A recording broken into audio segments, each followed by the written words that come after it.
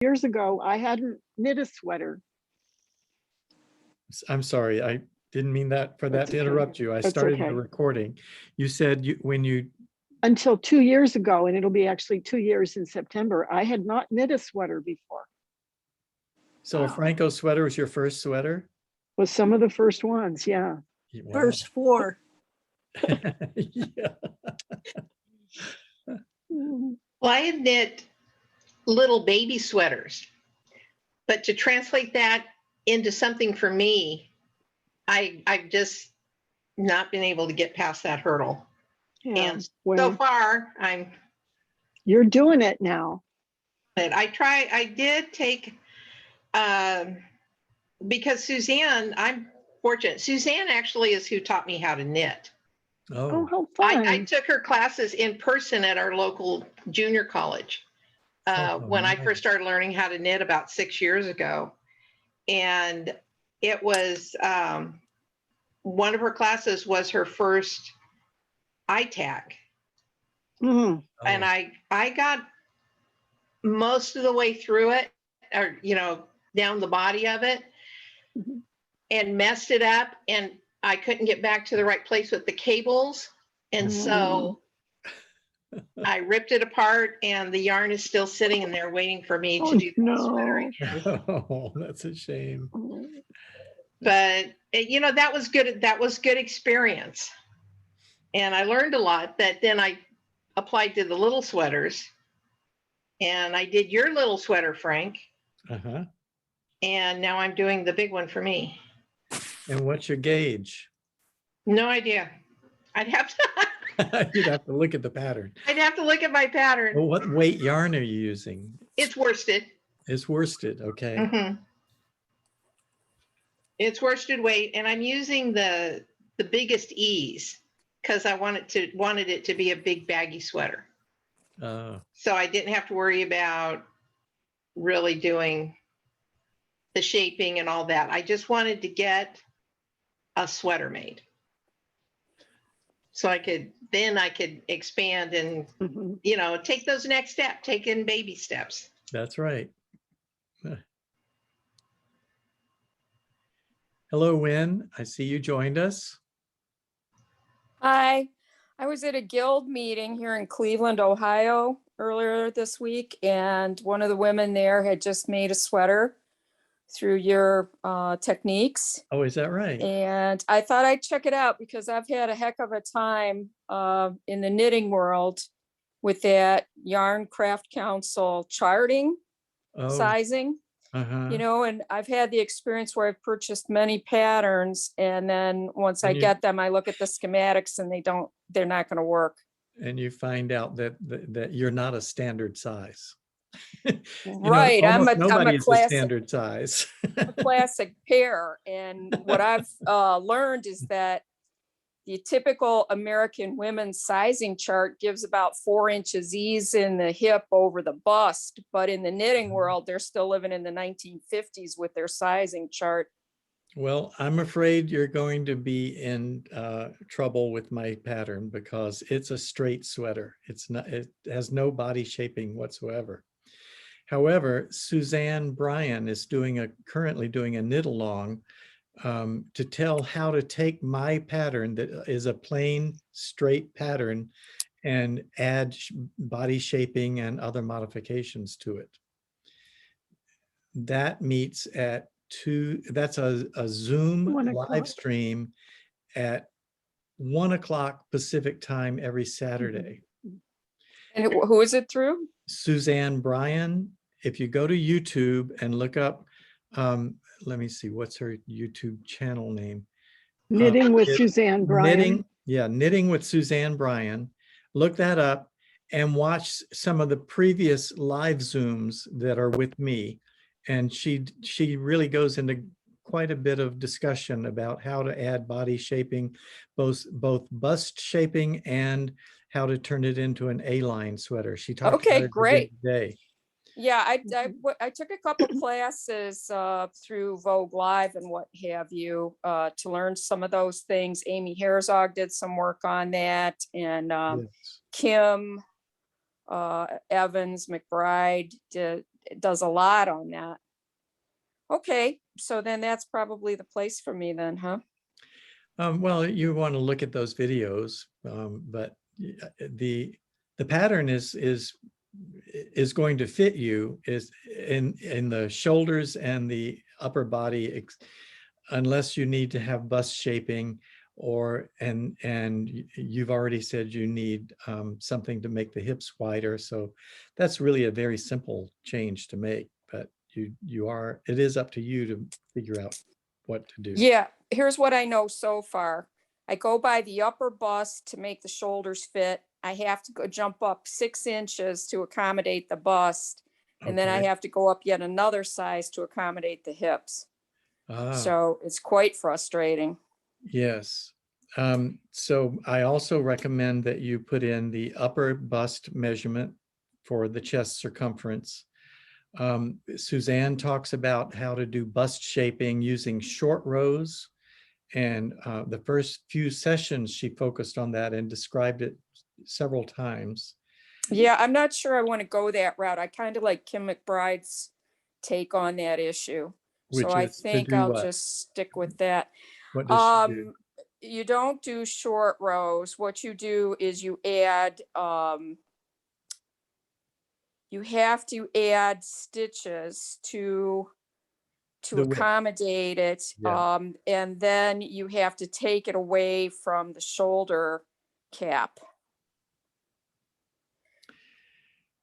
I'm not sure what that means. Well, she advises taking it in 4 places. On the edges, which is the armpit, right? The scythe, I think they call it. So you take it from the scythe and then you would take it from the neckline. So it divides up the decreases, because when you're increasing 6 inches, you have, roughly at least 24 stitches, if not 36 stitches, somewhere in that neighborhood. So it's not enough just to get rid of it at the neckline, but you actually have to get rid of it on that ledge that starts the scythe. So it's a more traditional pattern. I don't know what your sleeve technique is, Frank. Well, that's the unique part of my pattern is the Yeah, and sleeve I'm technique. interested in that. Yeah. It's knitted entirely in the round, and the set-in sleeve architecture is created simultaneously with the body. I was doing some research into bust shaping before, and that McBride system. Hi, it's Ron. Right here. Hi, Ron. Hello.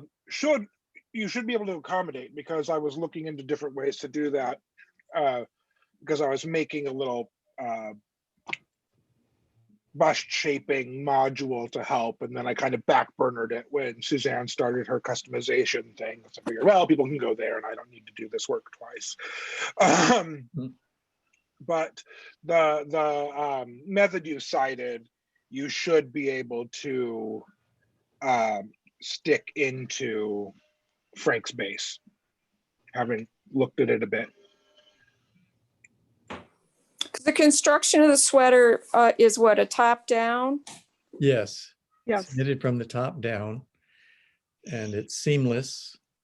So it's entirely in the round, except for the sides of the neck. Though this very top area up here is knitted flat, because you can't knit, it just didn't work for me. Though there is another method called the contiguous method that tackles the problem of not even doing that flat. But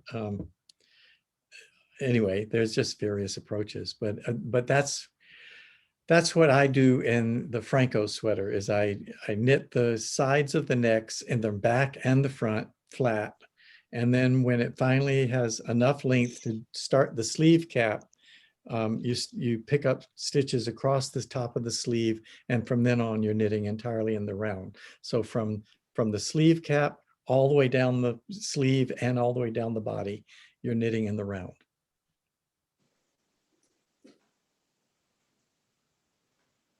So when you start your sweater, how many pieces do you have then? You have the front, the back, and the 2 shoulders? No, you have, well, it's all one piece, really. It's one Okay. piece. You cast on, it's 2 in the very beginning because you cast on the stitches for each side of the neck. You then knit the back first. You start there and you knit the top of the back shoulders, and then you join them together at the back of the neck and knit a few more rows of stockinette, if that's what you're doing the sweater in, of course. And then to do the front, you pick up stitches in the cast on edge, and that creates a mock seam. It's not a real seam. It's picked up stitches across the cast on edge of the back. And then you knit those back and forth until you close the front of the neck. And that's when you can start knitting in the round. Okay, so let me see if I understood that right. You would start and you would do your rows for the top of your shoulder, then you build the back, and then you come back to the front edge and you pick up there. So you have live stitches then when you cast on? No, I don't use live stitches. I pick up stitches out of the cast on edge for the Okay, back. gotcha. Yeah. You did say pick up, yes, okay. And in fact, the instructions clearly say do not use a provisional cast on because then the shoulders are too weak. Okay. But all of this is described in the pattern and also in videos that I've created that the pattern has links to. So you shouldn't have any trouble doing it, I think. And then Well, how if do you you, do, I'm here to answer questions. Frank, is the little sample baby pattern still up on the website too? Oh, yeah. Yeah, so she could look at that a little bit and see a little I bit. of had a how little it's bit of trouble constructed. navigating that website. Yeah, well, that's understandable. I'm having someone take a look at it now and help me figure out how to make it easier to navigate. But do you have a specific question? Where you got Just lost? maybe how to find that baby sweater because I didn't. Oh, that's right on the front page. Just go to Phrancko.com, scroll down from the top, and the first column on the right has the first thing in the column on the right is a sample pattern. Okay, I'll try that. You see that? Because it seemed like when I went on there, it wanted me to sign up. That was first. Not for the sample sweater. You don't have to sign up to use the home page, the front page of the website. Okay, well, it seemed like it to me. Maybe I'm wrong on that. Just So, scroll down. Just go to Phrancko.com. Don't click anything else. Just scroll the page. You'll see it on the right. Okay, well, I ended up here today because I learned about this week. And by the time I went on to investigate, I saw that you were having a Zoom. So I thought I'd hop on for a minute and see what was going on here. Well, you're welcome So- to hang out with us and hear what other people have to say. And we share our progress here and things like that. Yeah, I Feel think I free to got the hang out. basics of it. And I think what I'll do, if you don't mind, since it's dinner time here on the Mhm. Eastern Standard Time, I will investigate the website a little more closely and look at some Okay. of your YouTube videos. And then once I feel I know I understand more, and I have a foundational understanding now about your construction. So that was important for me. And Perfect. I'll be back probably. So And thank if you. you have any questions in the meantime, you can post them in the forum on Ravelry or send me a private message on Ravelry. My Ravelry name is Phrancko, just like spelled just like the website. Yeah, I joined the Full group spelling. today. Yeah. Yeah. Okay. Thank you. So I'm Bye, everybody. open to answering questions. Bye-bye. I win. Bye. Bye, Win.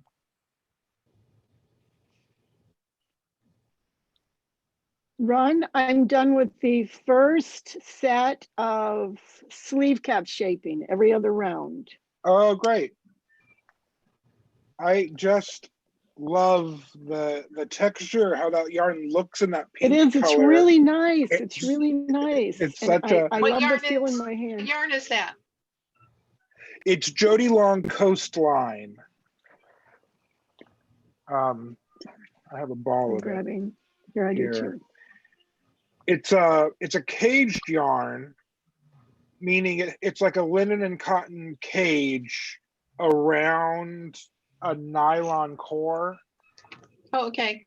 and or maybe viscose in the core. I don't know which part of it is in which part of it. It's made of like 4 different things, but it's such an interesting, it's spongy but breathable. It's just, I've never felt another yarn quite like it. And the stitches just look so cute. I guess they are cute. And Allie was here yesterday and saw it, and she just loved it. It's like, oh, is that for me? Good. So Yeah, your grandkids are having to line up and wait their turn, right? everybody has gotten one now. I've done 8, so everybody's gotten one now. This will be her second. And then she's got a new little sister or brother coming in about 10 days, 2 weeks. So then I'll have to do that one, something. Cindy, will you show us how it looks? Yeah, let me just finish just this little bit of the row. I've got a few more stitches here to keep track, and then it'll be easier to do, because I'm knitting it. I'm done with the magic loop portion so that I can knit it in the round right now on a 24-inch needle. Yeah, that's what mine is on, is a 24-inch needle. And it works great. It does, it works really good. I just go around and around. Yeah. So it was good airplane knitting for me last week. Yeah, I'm going on a trip tomorrow. I'm meeting Heidi in Texas as she drops off my nephew and one of our little cousins at a culinary arts summer school thingy. So I'm taking a break from the knitting this week to crochet a moomin. And now I'll be able to knit on the plane. But my sweater does not fit on a 24-inch needle, I'm afraid. No, I wouldn't imagine it would, Ron. That would well, be this is size of 4T that I'm knitting right that'll now. fit So, on a yeah, that'll fit on 24. Okay, let's see. In fact, I think I did much of the sample on a 16-inch needle because I had one handy. Okay, so here it is. Here's the whole little thing right there. Notice I have my right stitch marker there for the back. And here's our cute little sleeve cap you can see. Yay, I love that part. It just looks so smushy. I love it. It is. It's just cushy and nice and soft. It's lovely to knit with. It's going to be good. I'm really liking it. That's really sweet. Yeah. Very cool. So, and doing them with just this small of a size, it's like, oh, this goes fast. I can do a round in like 5 minutes. Whip it out. And then Cindy, when you get onto the I'm sorry. Go ahead. Go ahead. I was just saying, when you get into the repeats of the lace section, and you're just like, oh, another one's done. Well, I can do another one. Well, she was very excited about that part. She thought, oh, that will be very fancy. She really was excited to see that. So. Cindy, I would like to ask if you have had the experience of starting the sweater and feeling like the shoulders were just going to be way too narrow, but yes, then every found time out that they fit. Every time. I'm looking at it at first and it's like, oh, this is so tiny. I can't believe this will fit. This won't go on. And it's just like, no, trust the pattern and do it. And then it fits perfectly. Okay. The reason I asked is because somebody raised that question in Suzanne's group, and she also sent me the pattern number on Ravelry, and I've looked it up, and there's nothing unusual about it except her stitch gauge is a little unusual. And so I had to write and ask her if that really is her stitch gauge. Yeah. Maybe she's not using stockinette. Or she entered the measurements of the gauge measurement a little wrong, and that could be another cause of error. But I know, like when I knitted Katie's, because she is a tall woman and she's very strong in the shoulders. And I thought, oh, this is going to be too tiny, and it doesn't. It fits her just perfectly in the shoulders and through the sleeves, and she loves it. And the same thing for Jimmy's, the Henley. I mean, he's so tall and big. It's like, okay, this isn't going to fit, and it does. It fits his shoulders perfect. So that's what I had thought. A lot of people have started the sweater, and I guess you were probably one of them in the beginning, and said, oh, the shoulders are way too narrow. And in most cases, they have just continued knitting and found And out I did. that I it just fit. went on. Yeah. Well, thanks for And verifying my opinion, and I will continue to work with her to find out if she entered the what it measurements is. right. Measurements right. Yeah. Kay, I see your hand up. Hi. Hi, Kay. I just wanted to comment on the shoulder. Hi, I wanted to comment on the shoulders. I can see why people think it's not going to be enough, because they're thinking it should wrap around the cap of the shoulder. They haven't realized that they're going to get there and it's going to continue going. That's so right.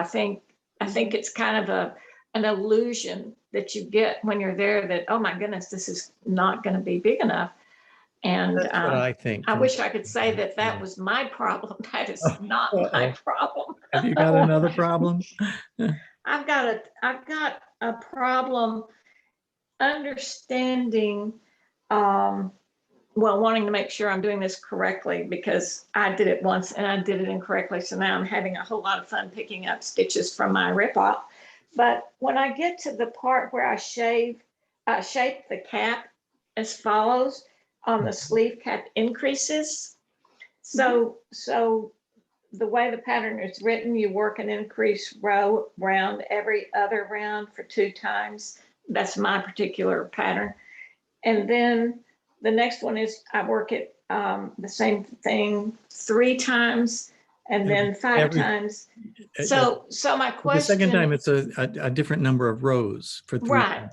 Yeah. Right. So if you can visualize my question, I'm going to kind of say it row by row so you can see where my brain is maybe working or not working. When I start with my first increase, which is work an increase row every other round 2 times. So let me just start by saying there's often confusion. Is your first row an increase row, or is it the second row that's an increase row? And the answer is it's the second row. The first row is not an increase row. The second row is the first of your pair of rows. Does that clarify your question? Was that what your question was? Pretty much. And I think when I get, yes, that is my question. So I knit first and then I increase on the second round. That's right. So. And then you'll knit the 3rd row and increase on the 4th. Okay, for yours. Right. Do it.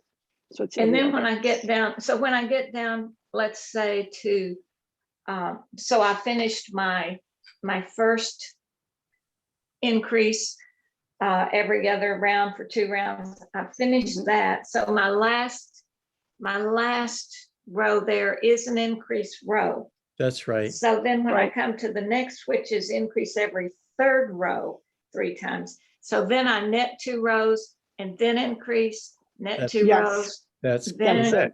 Yes. That's where I was confused. Yep. So yeah, I've been asked that question before. Well, I'm glad and that's that why I'm I not the only anticipated that one. might be what you were asking. I felt like such an idiot looking at this No, going, not you. Which goes where? Yeah, right. It's something that a lot of people, and I'm in a lot of people struggle with in knitting of every other. Which one is? Am I on every or am I on other? You know, which is it? Yeah, I mark every, and I've written out my instructions now, row by row, row 1, row 2, row 3, so I can check off every row and make sure I don't skip a row. And here I have my little Excel spreadsheet that the colored rows are the little increase rows and the other ones go. And so you can see this is the 3rd, this is the 5th.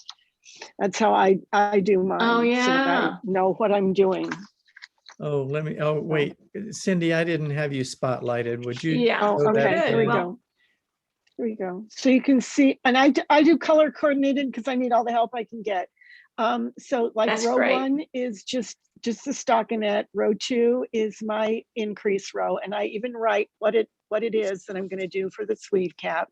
Row 3 is just, I just do stockinette, just knit, and then do and there, and then I have a line to show that now I'm in the second section, which is I just have to do it every 3rd row. And then That's I'm in awesome. every 5th row. So I'd love to see that, Cindy. yeah, well, I can, should I'd I, love to get a copy of your. I would be willing to share it with you and stuff. That's fine. It's just an Excel spreadsheet that I Just made up and did. right. I was trying to screenshot just to get the gist. I don't need the whole Okay, thing. do you want me to hold it up again? Okay, I can hold Well, it up again. And you can see. I can't screenshot Oh, on can't Zoom, screenshot evidently. on Zoom. Yeah, I can't do it Yeah. either. So So, yeah. Right. but yeah, oh yeah, that's quite. I can certainly see how that helps you a lot. That would really be So helpful, yeah. I did it for the first one that I did to keep track, and then I just changed the numbers for what it needs to be for Yeah. whatever sweater I'm doing. That's great. I use Excel a lot, so I can set something like that up pretty easily. Yeah, it's very simple. But that's a brilliant idea. Thank you. So let me also Yeah, share good. what I do. That helps. Thank you which so is- much. What I do is not nearly as professional looking as that. It's very, what, I don't know, amateurish perhaps, but it works for me. I just make a column of numbers. So if you're going to do every other row 3 times, I write the column. I'll show you this in a minute. I write 1, 2, 1, 2, 1, 2. That's my 3 times. And then I write 3 times for every 3rd row, or 2. Yeah. Is it every other row, every 3rd row? Yes. It's Third Then I every write 3rd row 1, then. 2, 3, 1, 2, 3, 1, 2, 3, etc. And I circle I circle the 2s where the increases are. Then I circle the 3s where the increases are.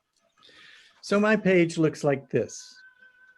Oh, mine is cuter, Frank. I know yours is much more professional looking. I can show you what I do. And then I just scratch off each one as I work it. And then I know I'm on an increase row because it's got a circle around it. So I scratch it off again. That's what I do. I just leave printed out copies of the pattern lying around the shop everywhere, in my car and by my bed, and hope one's handy if I forget where I am. You know what I So there's a spectrum of preparation that you could do. That's right. I've not done it for the Phrancko sweater, but I'm kicking myself I should. But for other sweaters where I've done top down and just different patterns, I use a piece of graph paper. And I do my book. I actually have a book of graph paper, and I'll write row 1, if I have to do 10 rows of something, okay, well, it's 10 rows, 1, 2, 3, 4, 5, 6, 7, 8, 9, 10, then I leave a space and I'll write over to the side what I'm supposed to do with it. And then as I do each row, then I just check it off. And then, so I know exactly where I am when I pick up my work again. Right. And then there's the whirlwind of Post-it notes method. I see that. Yes. I have a lot of those people too. come in with Post-it notes and like sticky tape and highlighter tape just all over their patterns. Matter of fact, let me But go. I know where my book is. I'll just go. It's just not right here. It's not by this knitting chair. It's by my knitting chair that's in front of the television. But after just like 3.5 years now of running the yarn shop, I'm pretty confident that like if there's a method of keeping things straight, I've seen it at this point. People have such personalized methods. And it's Well, it's fun to whatever see. works. Whatever works. And I'm a pretty like type B, anally expulsive type. Just, I don't know, leave a pattern around and then I'll pick it up. And if I have to re-download one, I'll re-download it. Well, you know what? It turns out I did kind of do that with the Phrancko when I did the baby sweater. It's right Oh. there. Hey, Mhm. There you go.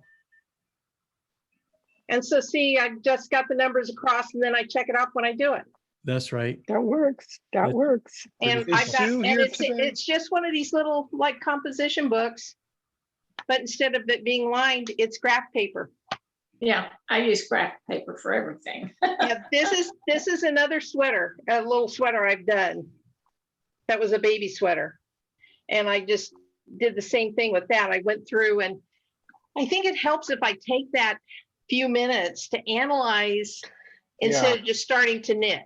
Yes. and just the Mhm. process of making a note and writing it out longhand, or if you happen to know shorthand, I don't know who does these days. I But writing it do. out. I do. I do. Do you? Do you find a lot of use for that? No, I don't, but I know it and I'm very proud of it. I studied that Good. really hard for a lot of Good, good, years good. to be able to do it. But yeah, just the act of looking at information and then writing it out longhand once. You often never need to go back and look because you wrote it down and your brain has learned enough of it that it Mhm. holds it tight. Well, Which is writing it good. is stores it in a whole other portion of your Yeah. brain and really does help you to remember it. And just hearing something a few Yes. times. You know, I Mhm. had a private lesson yesterday with a lady who learned to knit in the last month or two, and like her second major project is brioche. And so she Oh my wanted to learn goodness. brioche. I'm like, Oh, yeah, come on I haven't now. even mastered that one. Yeah. And I get the fun like phone call, like, hi, this is Ron. I'm like, is there someone there who knows how to knit? Yeah.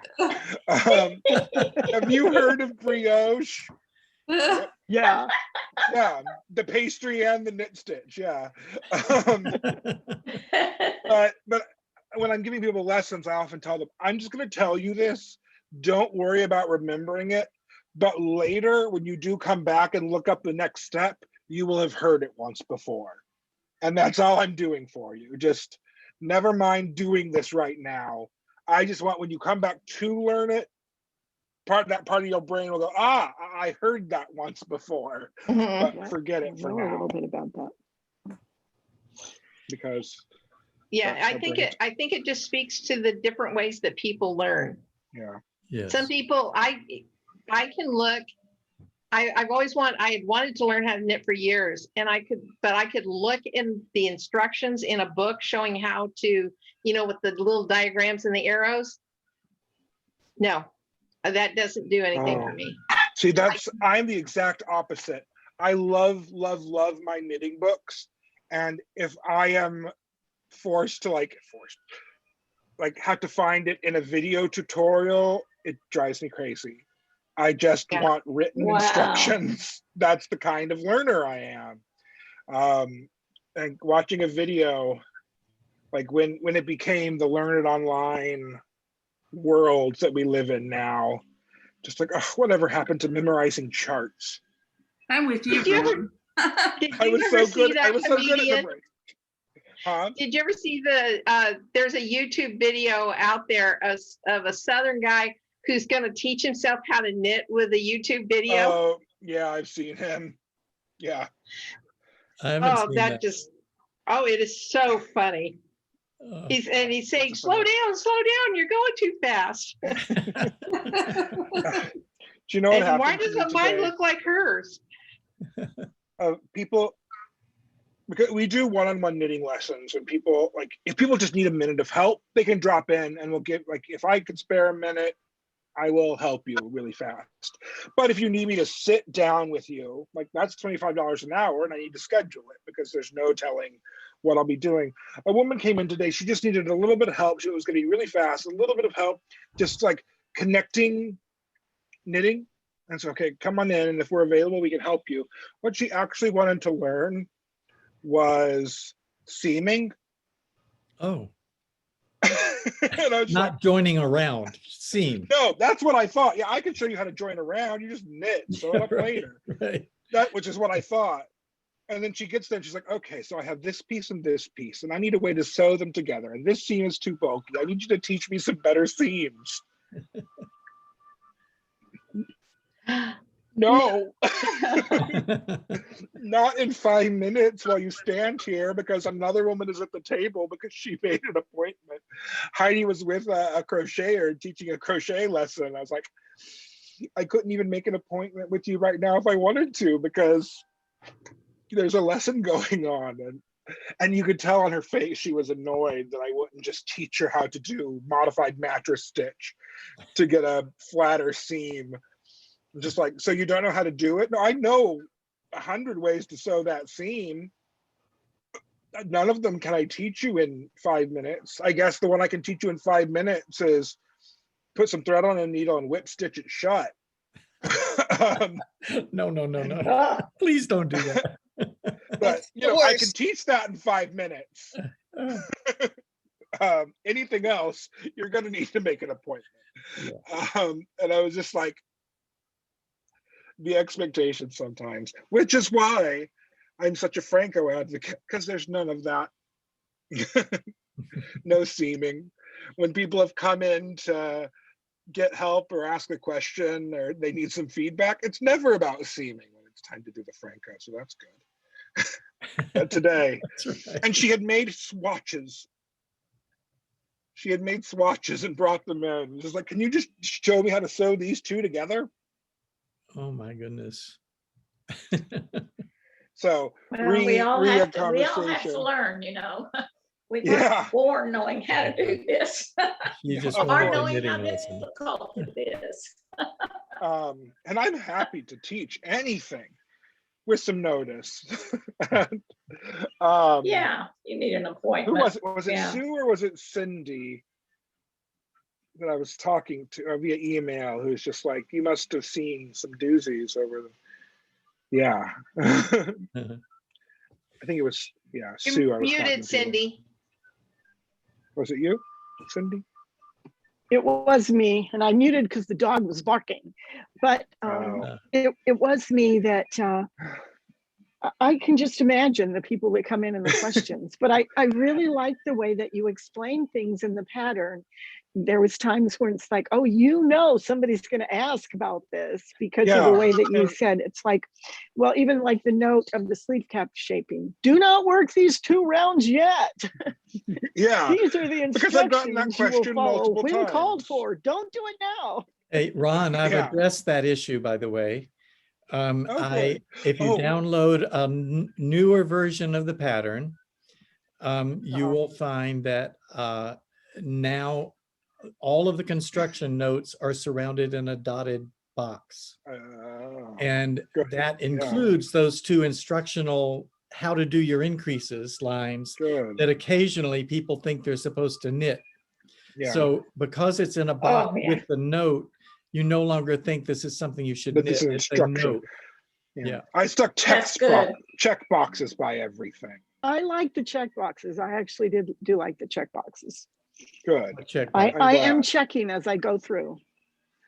What check like each written line, each bit of instruction has an image bullet of a check box. I see. For you to mark off as you progress. And I hoped that would distinguish between this is an instruction for the future and do this now, please. You can see the little check boxes. I see, right. Now, that brings me back to something else I was going to discuss. And going back to how I document what row I'm on.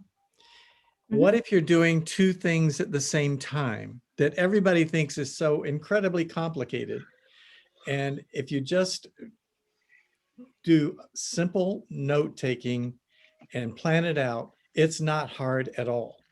So let me show you how I do that. Using my very famous technique now.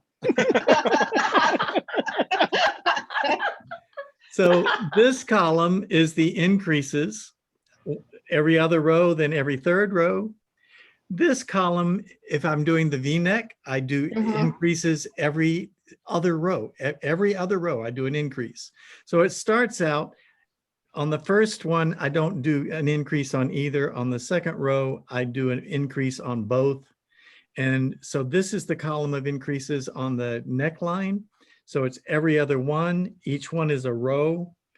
And so once this one switches to 1 every 3, it's no longer lined up.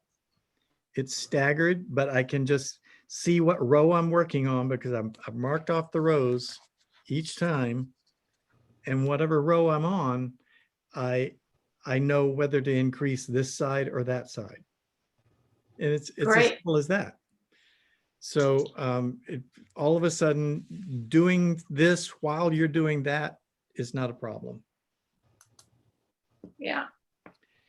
That is why the crew Well, being a neck, by visual the way- learner, that oh, helps. Sorry, go ahead.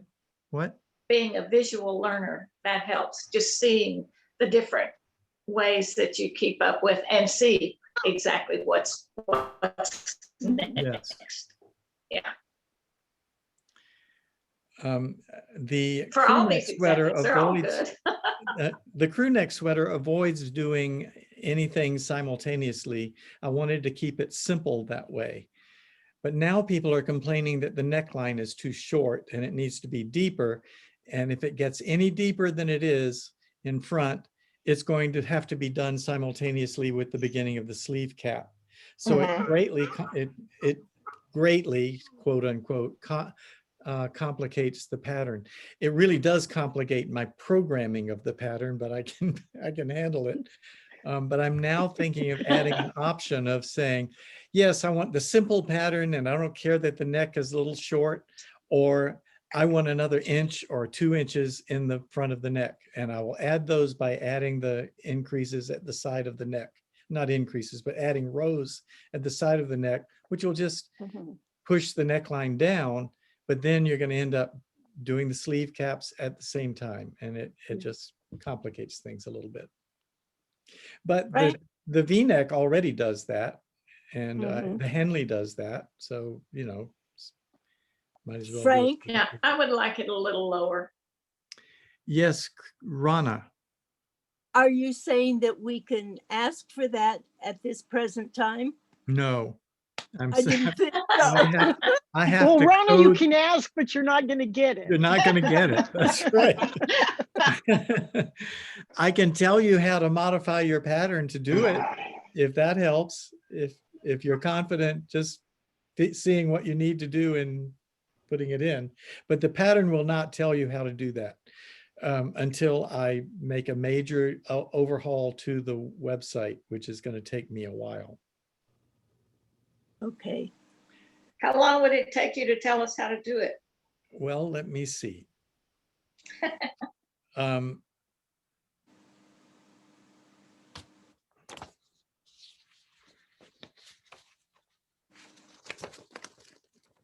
Let's go back to the pattern.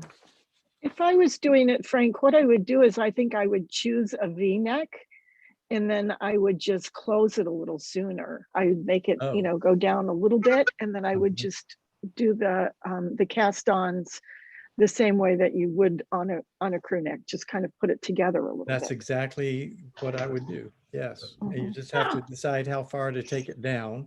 You take it down like you're doing the V-neck. Of course, you don't have a V-neck pattern because you asked for the crew neck pattern. And then instead of taking it all the way down to the close of the V, like this sweater is, you would then start rounding it and shaping it at whatever point you want. And you have to you'll have to figure out where that begins and how fast to do it and how many stitches you want across the bottom and all of those things. And that's Would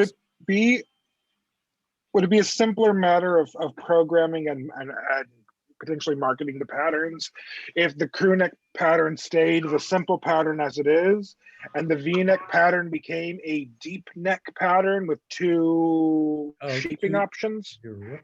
Ron, thank you. That is a great. Oh, so it could be like it could be a scoop neck or a V-neck, right? Or a V-neck. And that's just the shaping. The row count stays the same. Would stay. Potentially. That's a really good idea. That sounds good. And that would be quicker for me to do. Free advice, worth every penny. I vote Worth yes. more than every penny. Rana, have you started your sweater yet? I finished my sweater and I just ripped out 3/4 of it. Oh, why did you do that? Oh, no. Well, as I have told you before, I wasn't happy with the neck. And so when you weren't happy posted with the neck. Oh, okay. with the crew neck being too high. Yes, So right. when you posted your comment a couple of days ago, I went Yeah. ahead and followed that. But that And was just the neckline. You didn't have to rip out 2/3 of your sweater. That was just the ribbing. well, I wanted A-line shaping.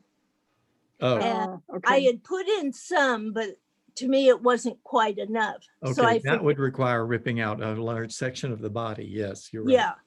So on that part, I ripped out to about 4.5 inches from the underarm. And I'm using your increase, raised, slipped, whatever. Yeah, yes. Slip lifted increase, or the slip raised increase, or the Right. raised slip increase. It's The- I don't know what it is. The invisible one that Yeah. works, Yeah. and it works beautifully. Oh, good. Good. So I'm doing what I'm trying to do, and I don't know if this is going to work or not. Maybe you guys can help me. I divided it so I have increases in the front, 2 of them, and in the back, 2 of them. So my overall number of stitches was 210, and I've got about 52 stitches in between markers. So it's, are you with me? Not Mhm. quite. 52 Okay. stitches Kind between of like, around the side and across the front. They're all 52 apart. Okay. yes, kind of like what Suzanne was talking Yes. about. Now I understand. Yes. Now, And I thought it was interesting that she only put the increases on the side of the marker that is on the side of the sweater. well, there's a reason for that too. It keeps the front rather straight and the back rather straight, and your increases go out towards the side. I see. Now, what I want to do is I want to do both, because I want a bit of a, not a peplum, but a modified. And so what I'm doing is when every 50 stitches, I'm doing your invisible increase on each side of the marker. So that's 8 increases all the way around. Okay. And then I'm figuring to go down about maybe 1.5 inches and do it again. I want to increase about 6 inches from where I started and where I end up. Does that make sense to you guys? Yes, but why wouldn't you do it more gradually? Instead of doing 8 stitches in each row, do 4 on twice as many rows? I think So- because she wants it to kind of flare. So Yeah. if you Yeah, do, but it'd you be, have it your would, marker and you do the increases to go like that, Mhm. then you would get more of a skirt look to it. Right. no, yep. no, what I'm talking about is the same number of stitches, you just do them at a different rate. You would end up with the same number of stitches around, so it would be just as much flare.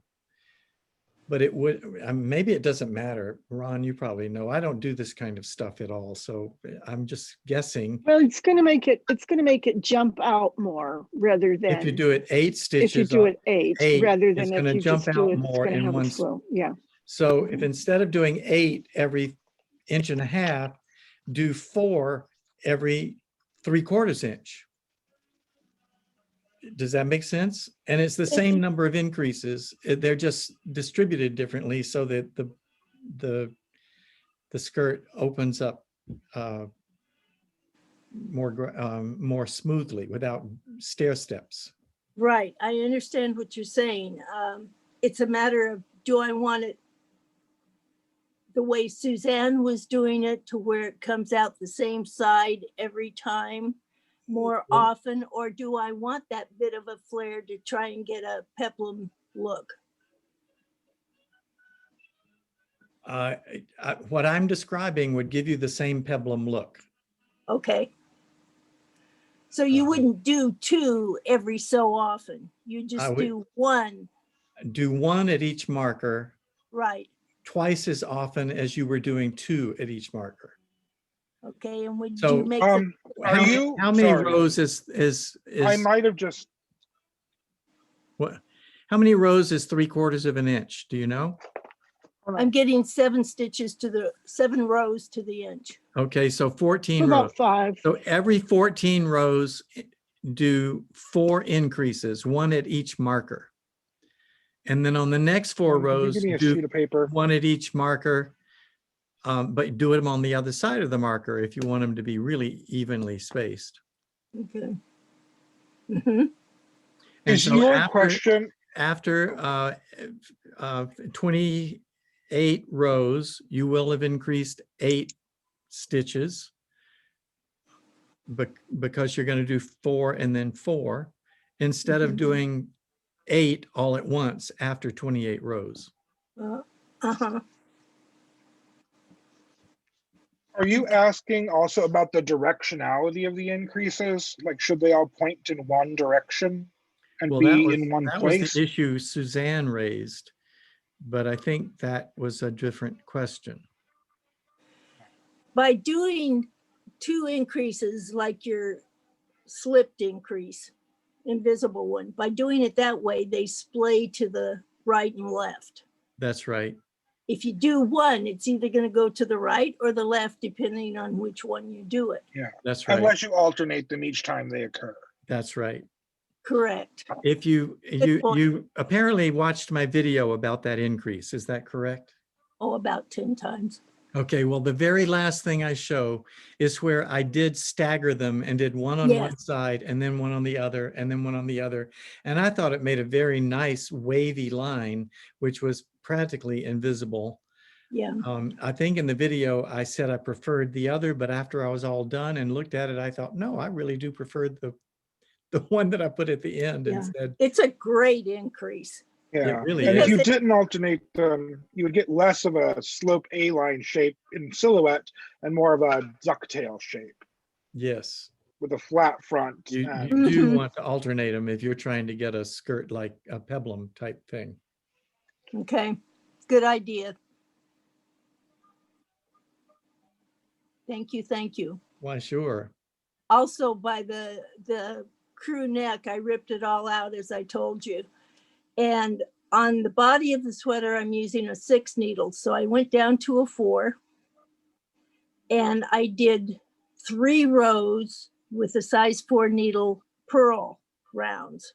Oh, And then I bound off with Icelandic bind off because it is beautiful with garter stitch and it kind of keeps the curl going.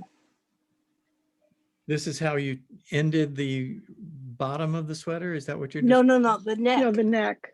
Here I ripped out Oh, the the neck. Oh, ribbing and it's much better. I'm Still too glad- high, but I'm much better. glad, I'm glad it got better. I think in your, what was it, a forum or an email, you said it's now wearable, which Yeah.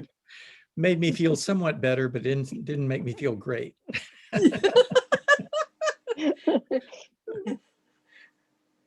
So yes, I am taking this question seriously about you and others who have said the neckline is too short.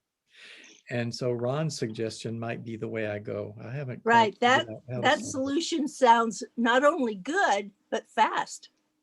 Yeah, Yeah, easier. it sounds faster for me to program too.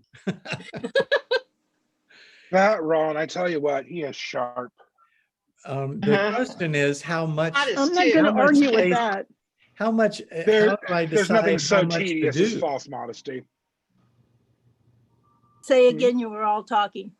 How do I decide how much to go down? Do I make that an option or say drop it 1 How inch, do you 2 inch, 3 decide inch? how much V-neck to go down, Frank? Yeah, how do you know? But how do you decide on the V-neck right now? Oh, I just did it every other row till it closed. It's Okay. very simple. Oh, yeah, okay, yeah, that's great, that's helpful. You know, I think the crew neck issue that is more of a female issue than a male issue. Mhm. I think females tend to want a lower cut Yes, that's more flattering Right. around the neck. that's right. So I would think an inch more An inch more? lower. Okay. That would be perfect. Enough, because we don't want it coming, otherwise make a V. That's right. But maybe just an inch and a half lower would be plenty. Okay. Totally agree.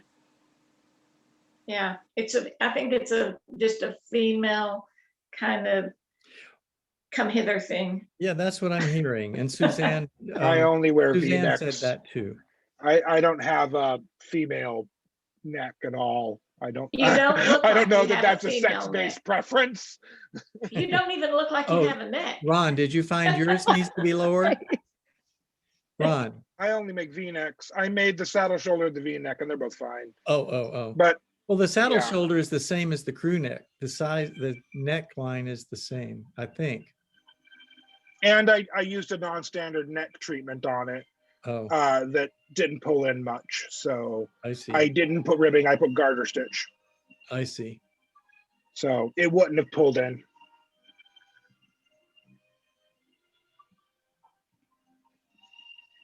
Well, that's the nice thing. We can each do it our own way, however we like it and however works for us. Yeah. I like to think of that as an advantage of my pattern, not a shortcoming. No, I No, think it it's is an a advantage. total However you advantage. want. It really is. It's, for It me, is. it was that it fits all different sizes and shapes of people that I needed to knit for. Yeah. And I like it because it's a blank canvas for me to do weird stuff on. Yes, and you have. No. I mean that in the best way. Did you say that? No, I fully embrace it. No, I do. My friend's crop top, for example, a non-standard sweater. That but was a it little fits non-standard. perfectly. I will agree with that. But I'm a non-standard kind of guy who likes his fabric away from his neck as well, because fibromyalgia. You need room for your beard. The beard sits on top. If I were to turn to the side, there's a nice gap. Do you think It's a when I- wonderful beard. Thank you. I made it myself. Excellent.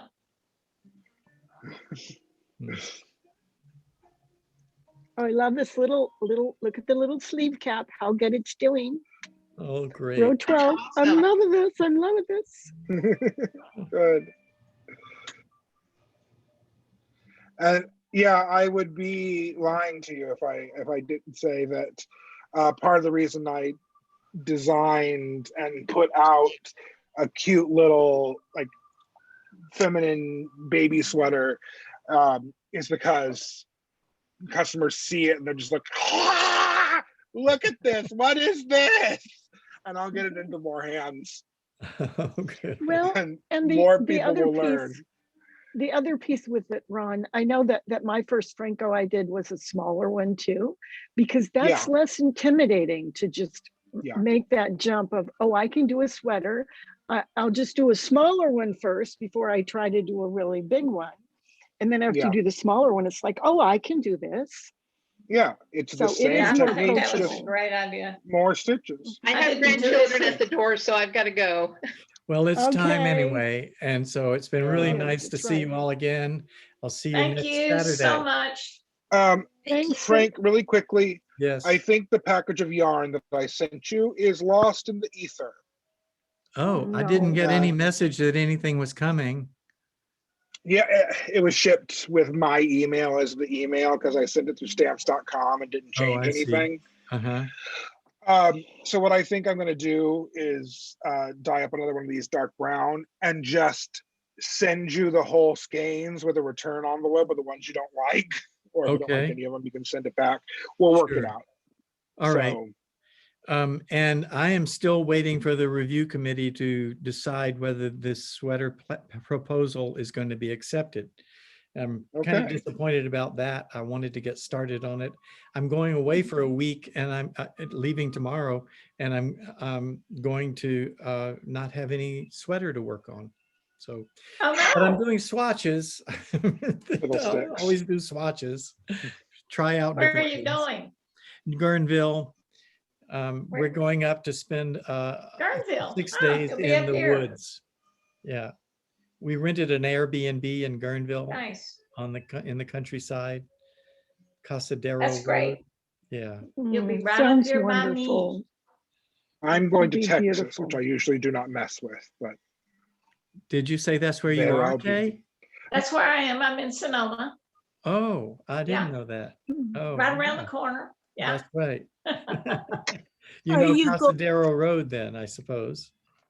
Casadero Road in I Guerneville? don't know the names of roads. I have Oh, a I see. GPS that takes me everywhere. That's right. Well, anyway, I think it's called Right. Old Casadero Road, and it's Yeah. I've been on it before. It's real woodsy, and we're Have a looking forward to it most wonderful of the time. time. Then I come back on It Saturday is- morning, so I'll be here at home again next Saturday afternoon for you guys. Okay, great. It's Bye-bye, very everyone. hot and dry. Bye. Bye-bye. Thank Very you. hot and dry Thank you. here. Buddy. Bye-bye. We'll keep that in mind when we pack. Thanks, Kay. Bye. Bye-bye. Bye. Yeah. Bye. Thanks.